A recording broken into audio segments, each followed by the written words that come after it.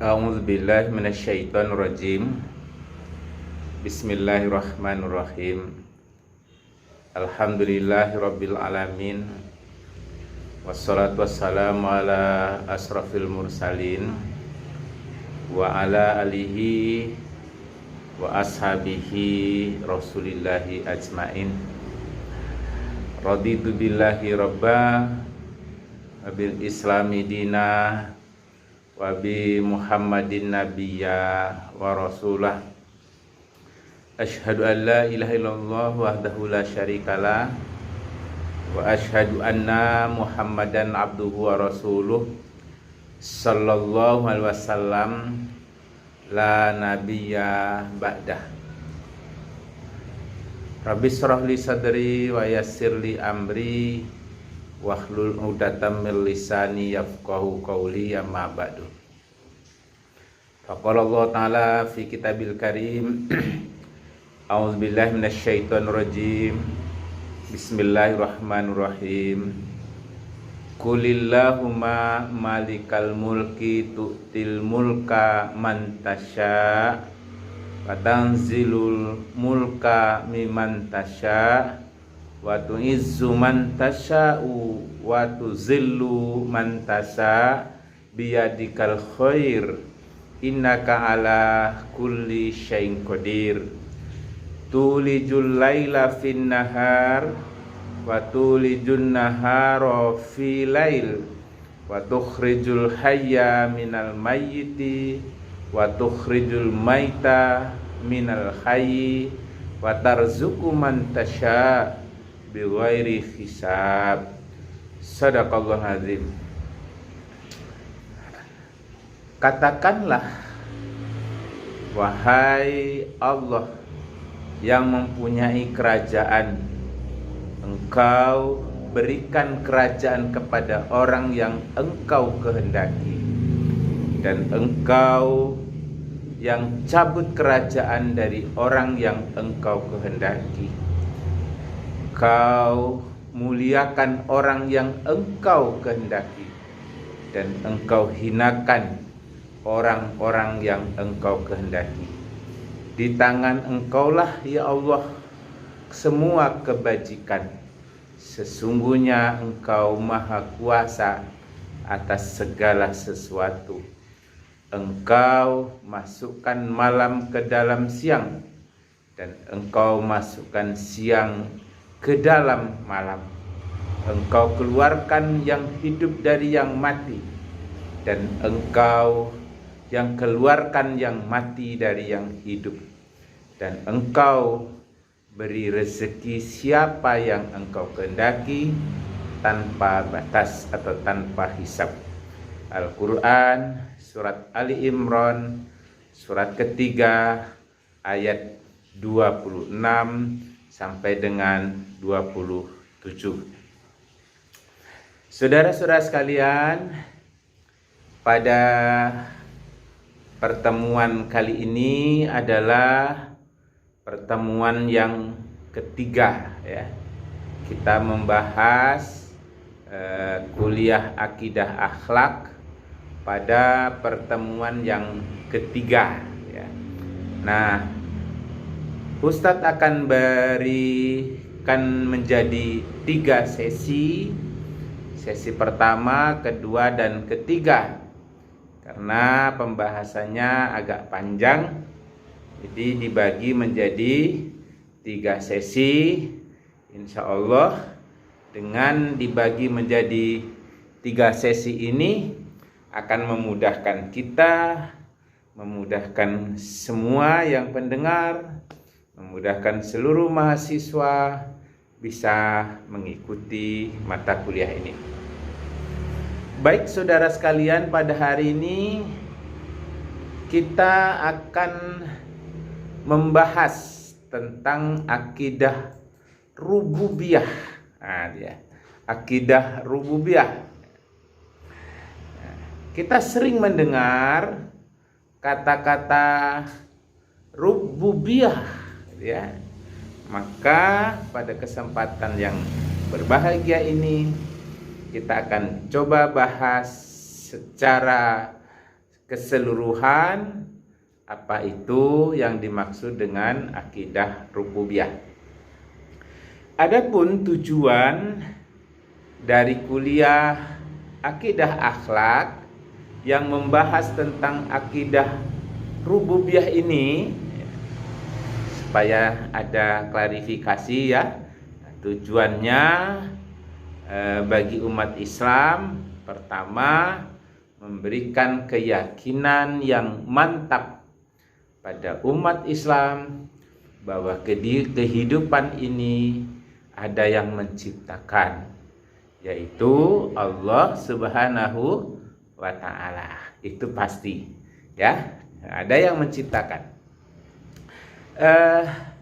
Yang kedua, untuk mempertebal keyakinan dan ketakwaan kita kepada Allah Subhanahu wa ta'ala. Yang ketiga, agar manusia selalu berpikir atas segala yang diciptakan Allah, baik di langit, di bumi, yang terlihat, yang tidak terlihat, ya, karena Allah adalah Maha Pencipta. Yang keempat, meyakini bahwa dalil yang paling kuat dan yang dapat dijadikan sebagai pedoman adalah Al-Quran dan hadis. Kalaupun yang lain itu hanya sebagai penumpang. Supaya apa? Supaya yang kita sandarkan menjadi jelas, menjadi tegas, dan tidak ngambang.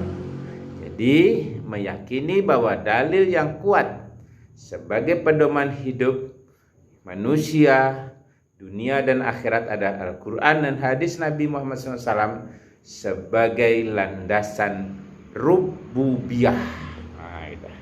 Sebagai landasan rububiyah.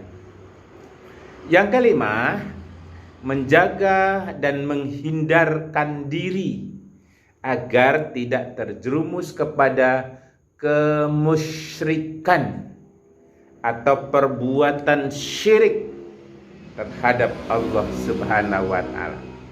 Yang keenam, memberi motivasi agar selalu merenung atau merenungi ciptaan Allah dan senantiasa beribadah hanya kepada Allah Subhanahu wa ta'ala.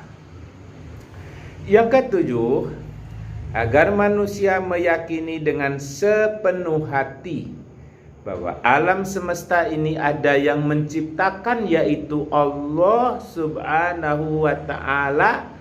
Tiada Rob yang layak disembah kecuali hanya Allah Subhanahu wa ta'ala. Yang kedelapan, agar manusia bertambah keimanannya, agar seseorang bertambah keyakinannya, agar seseorang matanya terang, ya, untuk menatap kepada zat Allah, memantapkan keyakinan seseorang yang sudah paham tentang makna rububiyah. Jadi kalau sudah paham tentang rububiyah, dimantapkan. Yang belum paham, diajarkan. Yang baru mempelajari, inilah disampaikan. Jadi klarifikasinya seperti itu. Yang kesembilan, agar tumbuh keyakinan bahwa Allah Subhanahu wa ta'ala Maha Esa. Tiada Tuhan yang layak disembah kecuali hanya kepada Allah. Tiada Tuhan yang berhak disembah kecuali hanya Allah. Tiada Tuhan yang layak diibadahi ila Allah. Yang ke-10, menanamkan pemahaman yang lebih dalam makna rububiyah, yang inti utamanya adalah zat yang maha agung, maha perkasa, maha sempurna, yaitu Allah Subhanahu wa ta'ala. Kemudian yang ke-11, agar manusia senantiasa merenungkan keesaan Allah dengan menggunakan akal dan pikiran yang telah dianugerahkan oleh Allah.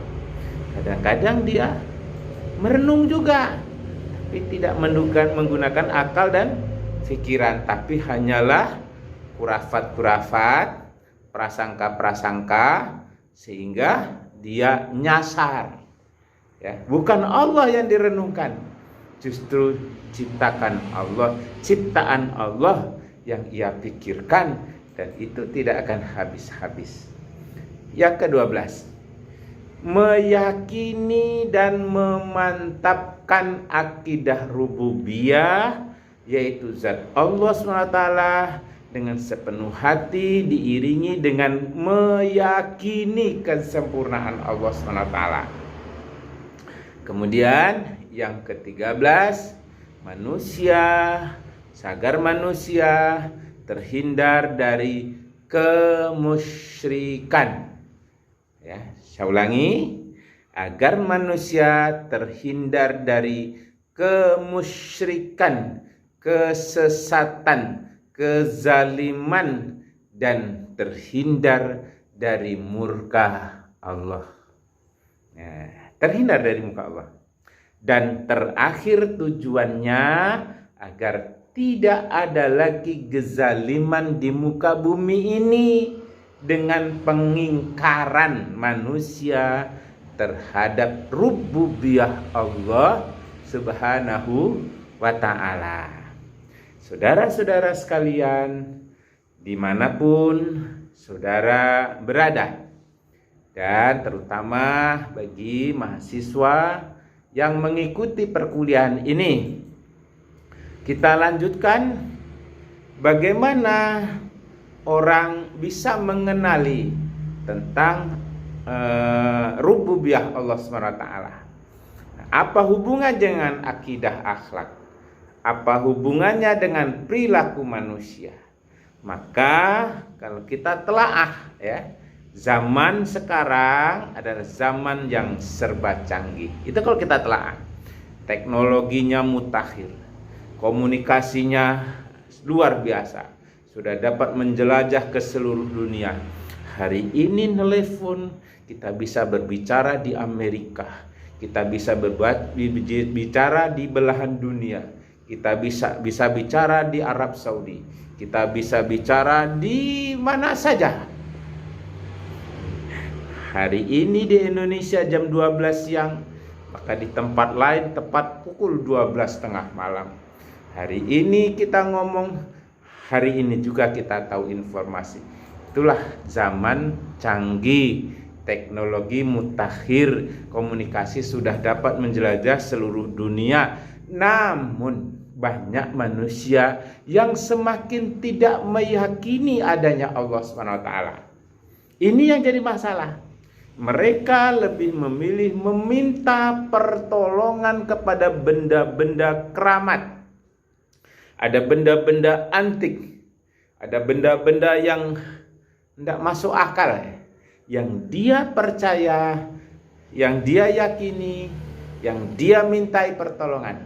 Seperti adanya batu-batu aki, batu-batu cincin aneh, batu-batu cincin kecubung, keris-keris kuno zaman dulu, tempat-tempat keramat, dan kuburan-kuburan. Ada yang mengkeramatkan kuburan. Ini yang berbahaya ini sebenarnya. Nah, keyakinan mereka bertambah-tambah bila setiap permintaan yang ia minta pada saat itu terkabul. Wah, ini berbahaya lagi. Mereka tidak sadar bahwa semuanya itulah yang memberi adalah Allah. Tapi dia percaya, katanya dari kuburan, dari aki. Kalau tidak ada batu aki ini, lah mulai, kalau tidak ini, kalau tidak itu, yang aneh-aneh. Seolah-olah keris bisa membantu dia mencari rezeki. Seolah-olah cincin bisa membawa berkah, mencari rezeki. Seolah-olah benda-benda yang mustahil bisa mengantarkan kepada kebaikan. Itu sesuatu yang tidak masuk akal. Nah, saudara sekalian, akidah rububiyah adalah mengajarkan keyakinan tentang Rabb atau Allah Subhanahu wa Ta'ala, Allah yang Maha Esa, Allah yang Maha Tunggal, Allah yang Maha Agung, Allah yang Maha Perkasa, dengan segala pikiran, teori, dan segala macam dalil-dalil yang menjurus kepada kesimpulan bahwa Allah itu benar-benar Maha Esa. Nah, akidah rububiyah dalam agama Islam sama ya dengan ilmu teknologi dalam agama Kristen. Nah, saya ulangi, akidah rububiyah dalam agama Islam sama teologia gitu, kalau orang Islam, orang Kristen. Kalau orang Kristen mengatakan akidah rububiyah itu adalah ilmu teologia. Ya, orang Kristen Protestan maupun Kristen Katolik dia mengatakan akidah rububiyah itu adalah teologia. Keduanya mempersoalkan tentang zat Allah. Keduanya. Ya, rububiyah dengan teologia mempersoalkan tentang zat Allah. Ilmu teologia dalam agama Kristen, baik Katolik maupun Protestan, yang membedakannya adalah kalau akidah rububiyah mengajarkan bahwa Allah itu Maha Esa. Allah tempat semua makhluk bergantung. Allah tidak beranak. Allah tidak beranak dan tidak diperanakkan. Allah tidak serupa dengan makhluk. Allah Maha Esa, baik zatnya maupun sifatnya maupun perbuatannya. Nah, bedanya teologia ya dalam Kristen maupun dalam Katolik ya, Kristen Katolik maupun Kristen Protestan, maaf kalau salah saya menyebutkan ya, mengajarkan Trinitas. Itu bedanya. Dalam Islam adalah yang Maha Esa, Maha Tunggal. Tapi dalam teologia mengajarkan Trinitas, yaitu Tuhan itu 3 dalam 1 dan 1 dalam 3 oknum, gitu ya. Nah, ini biasanya Ustadz Yahya Waloni yang paham tentang ini ya, karena dia memang orang-orang ahli di bidang itu. Nah, namun pada kesempatan ini sebagai perbandingan saja, tolak ukur. Yang dimaksud dengan 3 oknum adalah ada namanya Tuhan Bapa, Tuhan Anak atau Yesus Kristus, dan Ruhul Kudus. Yang nyata-nyata menurut Islam sesat lagi menyesatkan dan tidak masuk akal. Itu menurut ajaran Islam. Hanya orang yang buta mata hatinya, bukan matanya ya, buta mata hatinya. Hanya orang-orang yang buta mata hatinya yang dapat meyakini itu, karena memang benar-benar tidak masuk akal. Akidah rububiyah pada intinya berkaitan dengan upaya memahami dan meyakini adanya Rabb atau adanya Allah SWT dengan segala sifat dan perbuatannya, mencakup arkanul iman, yaitu pembahasan tentang rukun iman, iman kepada Allah, iman kepada malaikat, iman kepada kitab-kitab, iman kepada kitab-kitab yang terdahulu, mulai dari Taurat, Zabur, Injil, dan Al-Quran. Kemudian iman kepada para nabi dan rasul, iman kepada qadar dan takdir, qada dan qadar atau qadar dan takdir Allah, dan terakhir adalah iman kepada hari kiamat atau iman kepada yang ghaib. Ya. Dasarnya apa?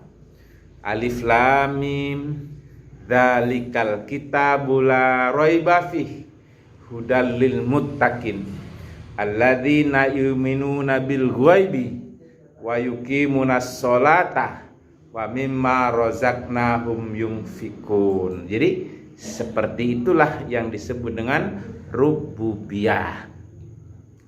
Nah, apa yang dimaksud dengan akidah rububiyah? Akidah rububiyah itu adalah pengembangan dari ilmu tauhid yang mempelajari zat atau yang maha tunggal atau Rabb yang maha agung, maha kuasa, maha perkasa. Akidah rububiyah ialah keyakinan tentang keesaan Allah dan segala pikiran dan teori keberadaannya. Dalil yang menjurus kepada keesaan Allah ya disebut ilmu tauhid. Dulu namanya ilmu tauhid. Nah, akidah rububiyah ialah mengakui bahwa seluruh alam ini, baik alam nyata maupun alam-alam yang tidak nyata, alam nyata, alam benda, dan alam gaib.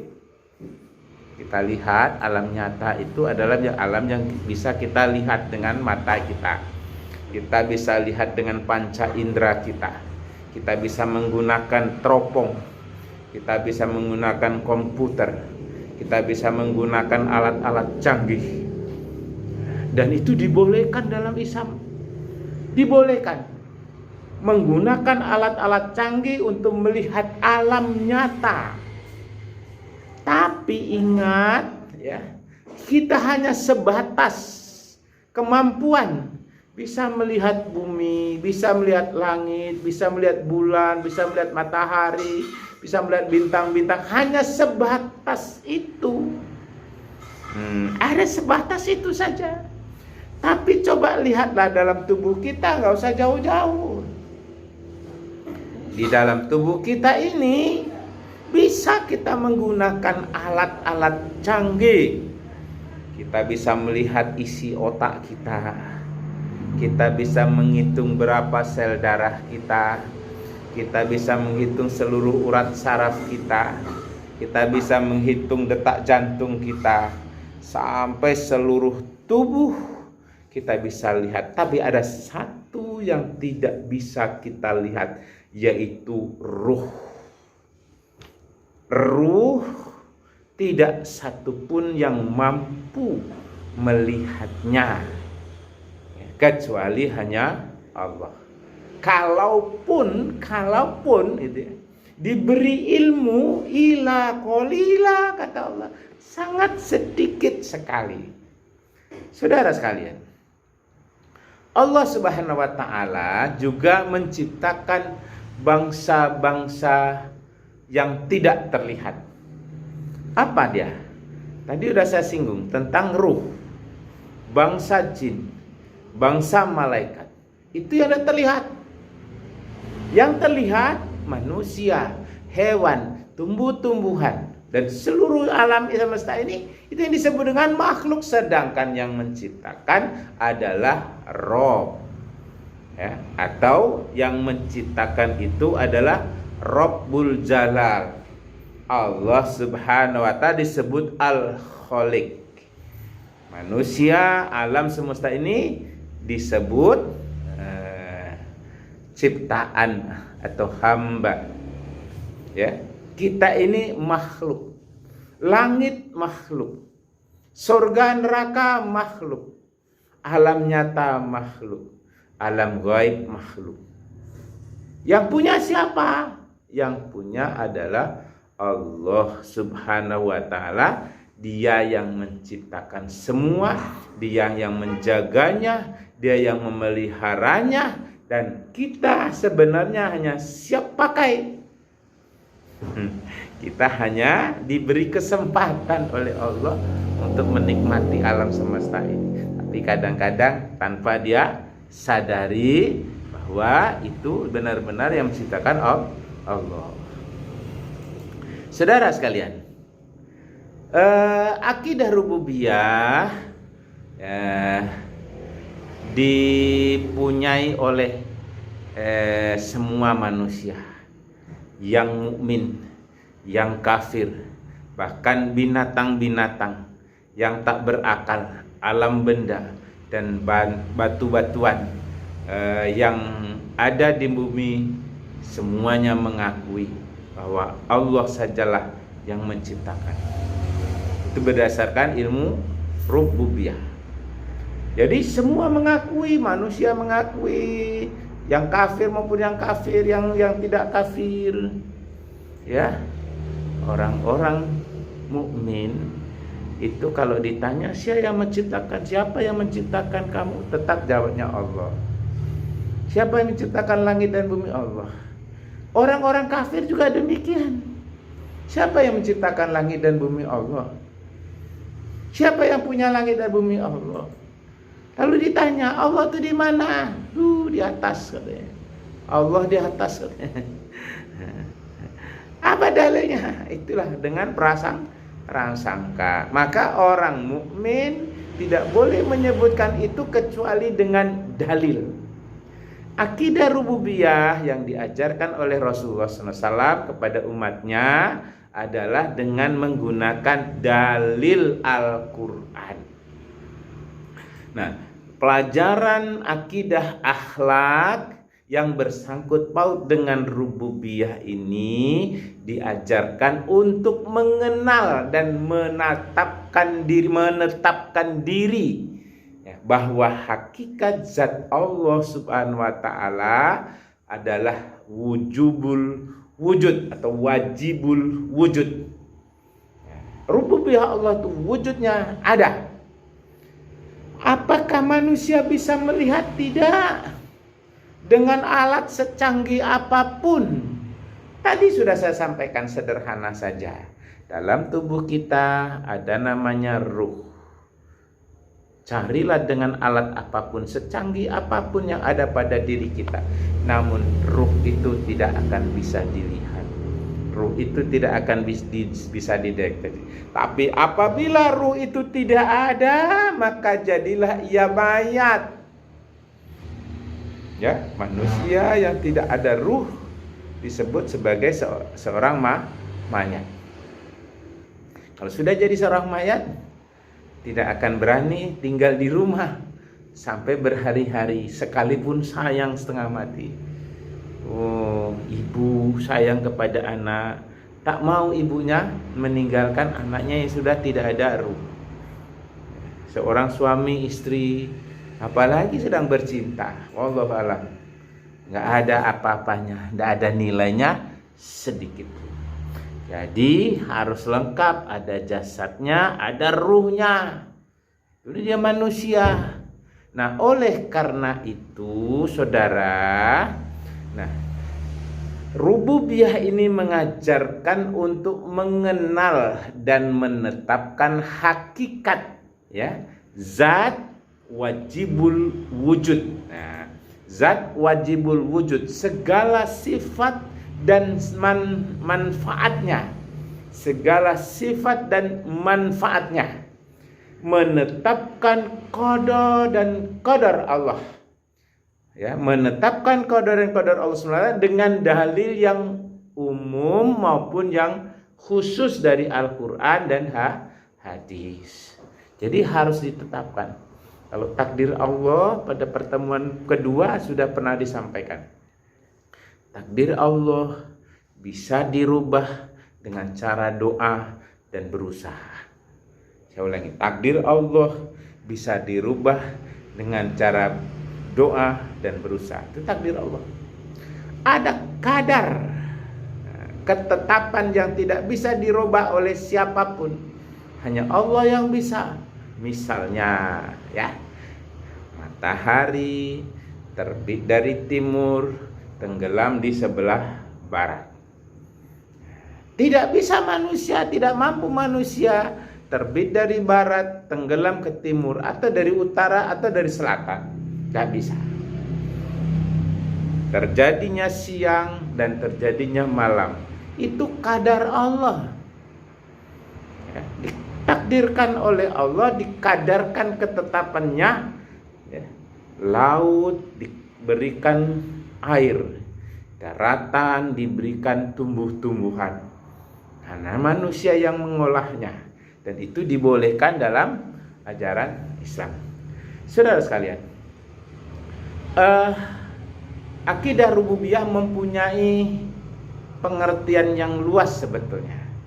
Ya, kalau kita lihat ada beberapa pengertian tentang akidah rububiyah ini, ya. Pertama, tentang turunan dari ilmu tauhid. Nah, tauhid berasal dari bahasa Arab, yaitu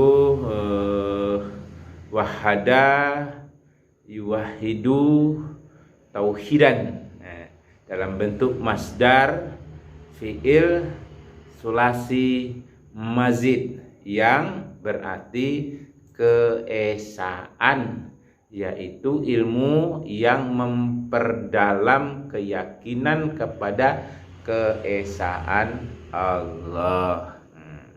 Kemudian ada lagi, akidah rububiyah merupakan keyakinan tentang satu Tuhan. Kalau orang-orang non-muslim dibilang Tuhan. Dalam Islam, akidah rububiyah merupakan keyakinan tentang keesaan Allah dengan segala pikiran dan teori. Berikut dalil-dalilnya menjurus kepada kesimpulan bahwa Allah itu adalah Rabb yang Maha Tunggal, Maha Esa, dan Maha Esa dari segala sifat-sifatnya. Nah, itulah saudara. Kemudian akidah rububiyah juga menetapkan, mengetahui dengan benar-benar dan sebenar-benarnya, meyakini dengan seyakin-yakinnya bahwa Allah itu adalah Rabb yang Maha Esa. Jadi kalau ada Rabb selain yang Allah yang Maha Esa, enggak, itu bukanlah Allah. Tidak ada Tuhan selain Allah. Tidak ada Tuhan selain Allah. Itulah disebut dengan akidah rububiyah. Kemudian akidah rububiyah juga ilmu yang menggali dan menguraikan pelajaran yang bertalian tentang wujud Allah, tentang sifat-sifat Allah, tentang maha kuasanya Allah, mengajarkan dengan arkanul iman, yaitu amantu billah, beriman kepada Allah, wa malaikati, kepada malaikat, wa rusuli, kepada rasul-rasul, wa kutubi, kepada kitab-kitab. Kemudian apa lagi? Iman kepada hari akhir, iman kepada kadar dan takdir, kadar dan kadar, atau iman kepada kadar dan takdir. Jadi tadi sudah disinggung tentang kadar dan takdir. Nah, kemudian rububiyah adalah mengiktikatkan kepada diri dengan sungguh-sungguh bahwa Allah itu benar-benar Maha Esa, Maha Tunggal. Jadi tidak ada yang bisa menyamai. Nah, sekarang mari kita tinjau rububiyah ini menurut kepercayaan orang-orang non-muslim. Tapi jangan terpengaruh ya, ini hanya sekedar memperbandingkan, gitu ya, memperbandingkan. Nah, menurut pandangan non-muslim bagaimana? Menurut pandangan Islam bagaimana? Akidah rububiyah, ya, meyakini keesaan Allah dalam rububiyahnya, yaitu ikhlas beribadah kepada Allah. Wa ma umiru illa liya'budullaha mukhlishina lahuddin hunafa'a wa yuqimus sholata wa yu'tuz zakata wa dzalika dinul qayyimah. Itulah dia ikhlas beribadah kepada Allah. Nah, rububiyah akhirnya mengesahkan Allah dengan segala perbuatannya, dengan segala keyakinannya, dengan segala kemampuan berpikir bahwa Allah memang yang menciptakan makhluk. Ya, Allah yang menciptakan makhluk. Apa itu makhluk? Semua yang ada di alam ini adalah makhluk. Langit makhluk, bumi makhluk, surga neraka makhluk, alam kubur makhluk, alam dunia makhluk. Apalagi alam ruh sekalipun disebut makhluk, alam jin makhluk, alam malaikat makhluk, semuanya makhluk. Ya. Dan semuanya fana. Tidak lama, tidak abadi, tidak kekal. Kata Allah, kullu man 'alaiha fan wa yabqa wajhu rabbika dzul jalali wal ikram. Fabi ayyi ala'i rabbikuma tukazziban. Semua yang ada di alam semesta ini fana. Fana artinya akan hancur binasa. Hancur binasa. Semua yang ada di alam ini fana. Bumi akan hancur, langit akan hancur, semuanya hancur. Kalau begitu surga dan neraka akan hancur? Iya. Surga dan neraka akan hancur di dunia. Surga yang ada yang kita kenal selama ini yang diceritakan oleh Allah dalam Al-Quran itu juga termasuk fana. Tapi Allah menciptakan surga yang kekal abadi, tapi menciptakan juga neraka yang kekal abadi. Yang kekal abadi apa? Nah ini, innalladzina amanu wa amilus solihat ulaika hum khairul bariyah jazaohum 'inda rabbihim jannatu adnin tajri min tahtihal anhar khalidina fiha abada. Jadi Allah ciptakan surga yang baru yang kekal abadi. Untuk neraka juga demikian. Tapi yang alam semesta ini akan hancur.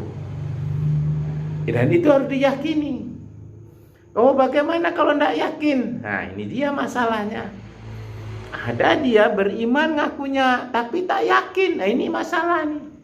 Masalah besar ini sebetulnya. Kenapa masalah besar? Dia hanya beriman secara ainul yakin. Apa yang dilihat baru percaya. Bukan hakul yakin. Sementara surga dan neraka adalah hakul yakin. Alam kubur adalah hakul yakin. Kalau kita kan lihat alam kubur kan hanya sepintas saja. Lihat. Tuh, saudara kita masuk dalam kubur. Dari kubur dah pulang. Di dalam kubur tuh kayak apa? Itulah yang harus hakul yakin. Allah yang mengetahui, diberitakannya oleh para utusan Allah, yaitu Rasulullah SAW dalam beberapa hadisnya, bahwa alam kubur itu benar, surga neraka itu benar, langit diciptakan benar, bumi diciptakan benar, hakul yakin. Tapi kan selama ini ada sebagian hanya melihat ainul yakin, yang dilihat saja, yang tidak dilihat enggak ngerti, dia tidak paham deh. Saudara, Allah yang mengatakan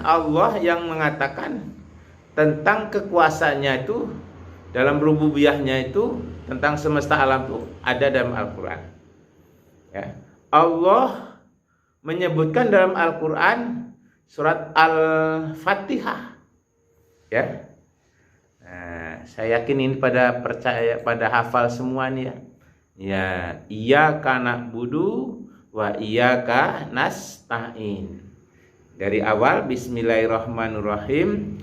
Alhamdulillahirabbil alamin. Arrahmanirrahim. Maliki yaumiddin.